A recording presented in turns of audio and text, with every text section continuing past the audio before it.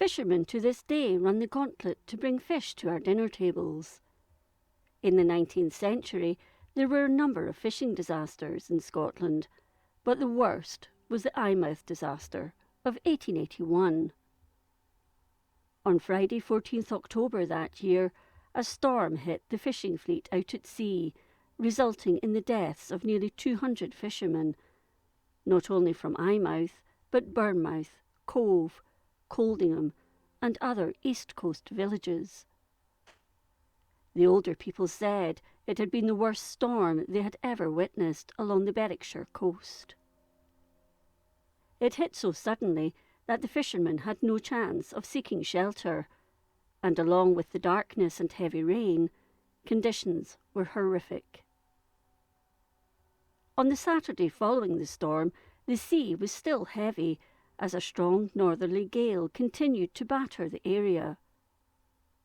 Bodies of the lost fishermen began coming ashore, and beaches were scattered with pieces of wrecked boats. Eyemouth was worst affected. The fishing village was in shock.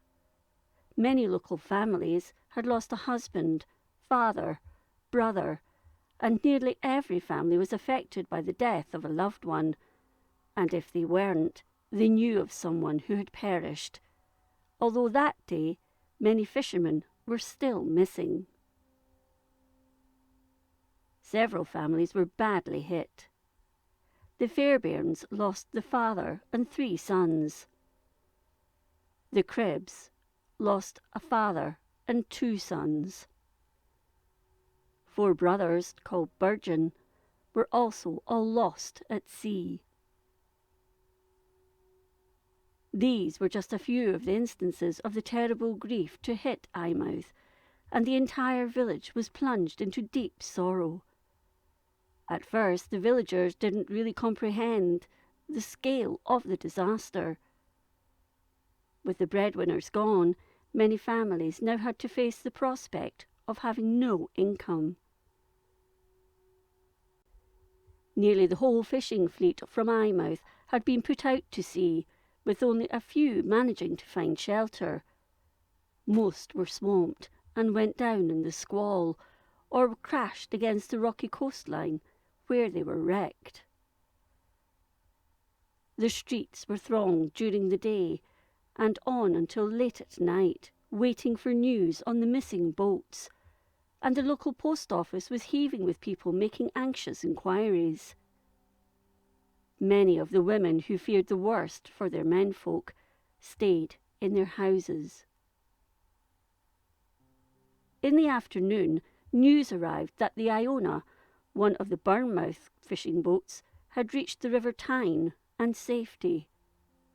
This gave some hope to the people of Eyemouth that some of their boats too had found a safe haven. That evening, more news came that some had indeed survived the storm. These were the Enterprise, the Success, the White Star, and the Economy, which had arrived at South Shields. To those waiting for news, this was a relief. The family of the skipper of the Enterprise had believed the boat and crew had been lost, and their joy overwhelmed them when they heard they were safe. Before the fleet of 41 boats had left that Friday morning, with the exception of 5 which were at Yarmouth, a warning was given to the fishermen, as the barometer had an extremely low reading, but the weather at the time was fine to go fishing. Unbeknown to them, however, the local postmaster, John Campbell McRae, had received word from Yarmouth about the changing conditions, but it was received too late. When the storm began, the boats were about an hour's sail from land. With the gale howling, the sea rose and became choppy, with huge waves whipped up by the wind, and the boats began to get into difficulties. Most of the lines that were out had to be released, and a great effort by the fishermen was made to get back to the harbour. People in Eyemouth also felt the full force of the hurricane, and knowing their men were out at sea, many made their way to the pier, the sea wall, and the top of the cliffs in order to find out where the fleet was, hoping it was close to home. Due to the blinding rain, the darkness caused by the rain clouds, and the spray from the waves, nothing could be made out any further than 500 yards from land. Anxiety swept over the people for the boats. Boats which did make it to the harbour were the Father and Sons, with its skipper William Maltman, the Onward with its skipper Andrew Dougal, the Alabama, its skipper being William Dougal, and the Britannia with its skipper James Loch. 2 Coldingham boats also made it to Eyemouth, the third making its way to its home port. As the strong winds continued, another boat was spotted on the swell nearing the bay. The onlookers watched. As it came nearer, the crew tried to position it, but it was carried by the wind and waves behind the breakwater which guards the entrance to the harbour, and thrown against the rocks, where it smashed to pieces. It happened so quickly that nothing could be done to save the crewmen. People on the rocks had heard them speaking, but they'd been swept out to sea before help could get to them. 6 men on this boat, the Harmony, were lost. One of these, Peter Ward, was the brother-in-law of the skipper, and it was his first time out white fishing. At the harbour was the lifeboat, the Richard Grindlay, but its crew were all at sea, and it was believed it wouldn't have withstood the storm anyway, so it stayed tied up. The next boat to try and enter the harbour was the Radiant, but it was swamped just a stone's throw from the pier. All 7 on board perished, including brothers David, John, and Alexander Fairbairn. John was married with 3 children. Watching this now were women and children who now feared for the lives of their men, and their weeping could be heard. Thomas Fairbairn, the skipper of the Eyemouth boat Pilgrim, also attempted to make it into the safety of the harbour, but was driven ashore slightly further north. All on board were saved thanks to the assistance of villagers. A new boat, called the Press Home, which had been put to sea for the first time, wasn't so lucky. It was swamped near the beach, keeling over, with her crew thrown into the sea.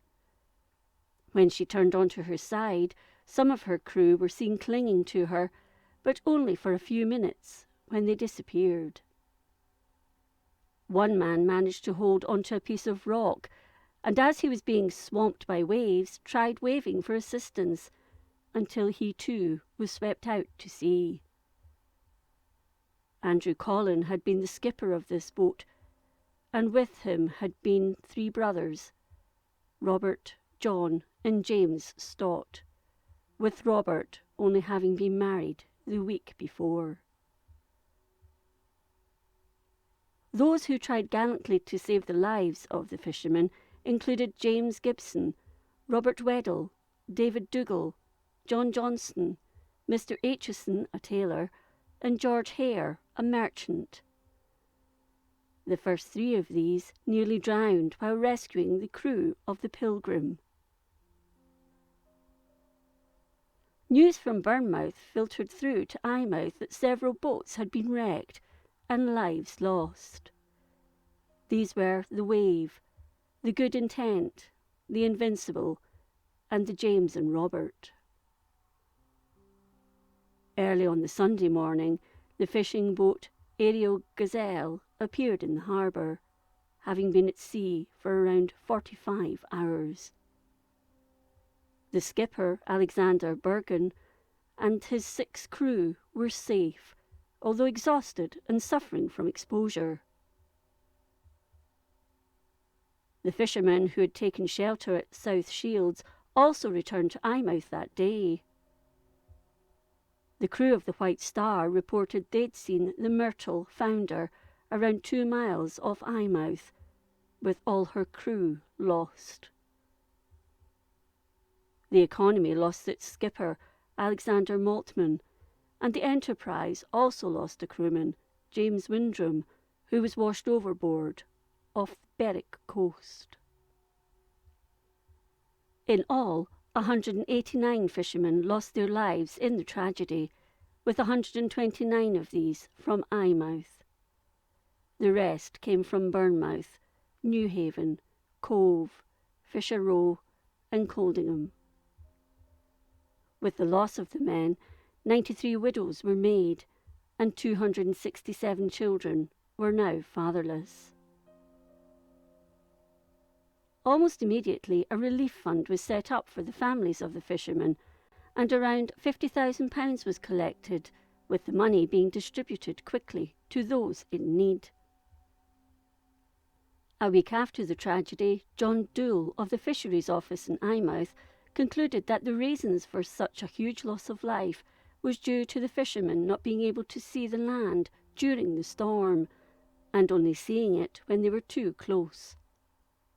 By that time, it was too late to manoeuvre the boats into the port or back out to sea in the face of the gale.